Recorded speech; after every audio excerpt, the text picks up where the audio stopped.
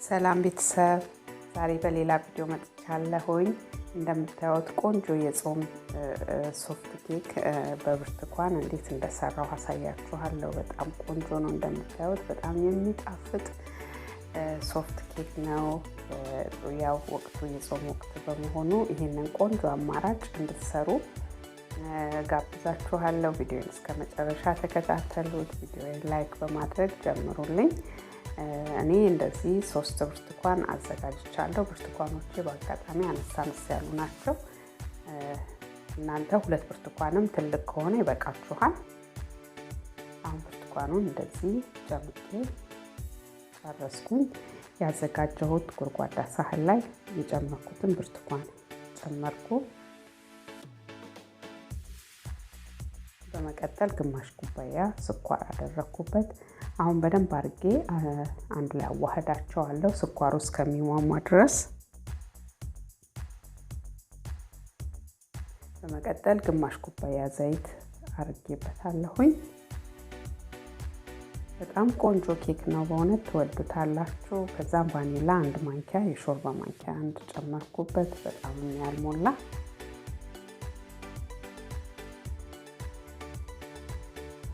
በመቀጠል ደግሞ አቼቶ እንደዚህ ያው ቫኒላውን በጨመርንበት በጣም ያልሞላ አንድ ጨመርኩኝ። ቤኪንግ ፓውደር ግማሽ አደረኩበት፣ ግማሽ ማንኪያ ነው ሶዳ ማለት ነው፣ ይቅርታ አድርጉልኝ። ሶዳ ጨመርኩበት። አሁን በመቀጠል ደግሞ እንደዚህ ዱቄቱ ላይ ቤኪንግ ፓውደር አደረኩና አንድ ላይ ቀላቀልኩኝ። ጨው አደረኩበት፣ ግማሽ ማንኪያ ጨው። አሁን እንደዚህ ወንፊት ላይ አድርጌ እያየው ቀስ እያልኩኝ ጨምራለሁኝ።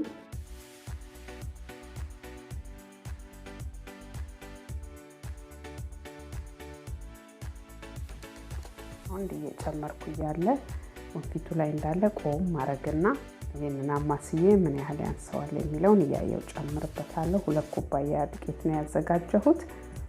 አሁን አለ ትንሽ ቀጠን ስላለብኝ የቀጠለውን የጨረስኩ ሁሉንም ጨምሬ አንድ ላይ እንደዚህ እንዳይጓጉል ቶሎ መታዋለሁኝ። ምንም የእንቁላል መምቻም ማለት የእንቁላል መምቻው ብቻ ይበቃችኋል። ማሽን አያስፈልገውም። በደንብ አድርጋችሁ ካዋሃዳችሁ በኋላ እንደዚህ አሁን መጥበሻዬ ላይ ትንሽ ዘይት ከስር አደረኩበት።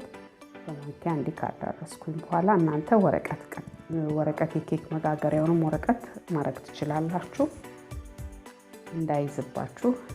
ከዛ እኔ ዱቄቱን ብቻ አደረኩና ነስንሼ እንደዚህ ስታዳርሱትም አይዝባችሁም ከስር። አሁን ያዋሃድኩትን ሊጡን እንደዚህ ጨመርኩ።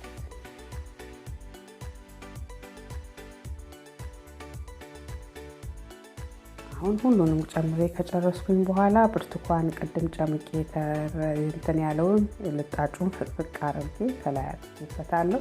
ቪዲዮ ቆርጦብኝ ነው እንጂ ሊጡ ውስጥም ጨምሬያለሁ የተፈቀፈቀውን ብርቱካን። አሁን በ250 ዲግሪ ለ25 ደቂቃ ከቆየ በኋላ አውጥቼዋለሁ። እንደምታዩት በጣም ቆንጆ ሆኖ የሚያምር ከለር ያለው ኬክ ሆኖ ደርሶልኛል።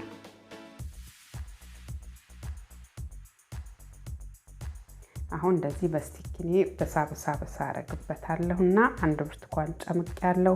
ውስጡ ልስልስ ያለ ቆንጆ በጣም የሚሰጠው ደግሞ የብርቱካኑ ጣዕምን ስለሆነ ከላይ ደግሞ ብርቱካኔን ፈሰስ አደርግበትና አቆየዋለሁኝ። አሁን ይቀዘቀዝ ብሎ ነው ብርቱካኑን የጨመርኩት። በትኩሱ አይጨመርም ብርቱካኑ። ቀዝቀዝ ሲልላችሁ እንደዚህ ብርቱካኑን ታፈሱታላችሁ። አሁን ያዘጋጀሁት ኬክን የማቀርብበትን ዕቃ ያዘጋጀሁት ላይ አደረኩኝ። አሁን በደንብ ቀዝቅዞልኛል። እንደምታዩት ነው። በጣም የሚያምር የሚጣፍጥ ኬክ ነው።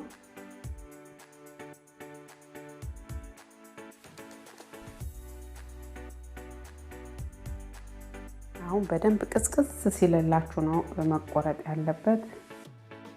አሁን በደንብ ለስልሶ ቅዝቅዝ ብሏል።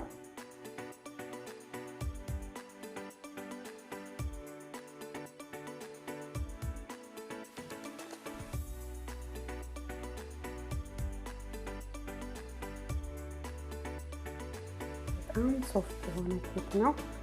እንደምታዩት ነው። ይሄው እንዴት እንደሚጣፍጥ እንዴት እውነት የፍስኩን ኬክ እስከሚመስል ነው በጣም የሚጣፍጠው። ያለ ወተት ያለ እንቁላል እንደዚህ ያለ ወተት በጣም ቆንጆ የሆነ ኬክ እንደዚህ መስራት በጾም ውስጥ እንችላለን። ቪዲዮዬን እስከመጨረሻ ስለተከታተላችሁኝ በጣም ነው ማመሰግነው። ቪዲዮዬን ላይክ፣ ሰብስክራይብ በማድረግ አበረታቱኝ።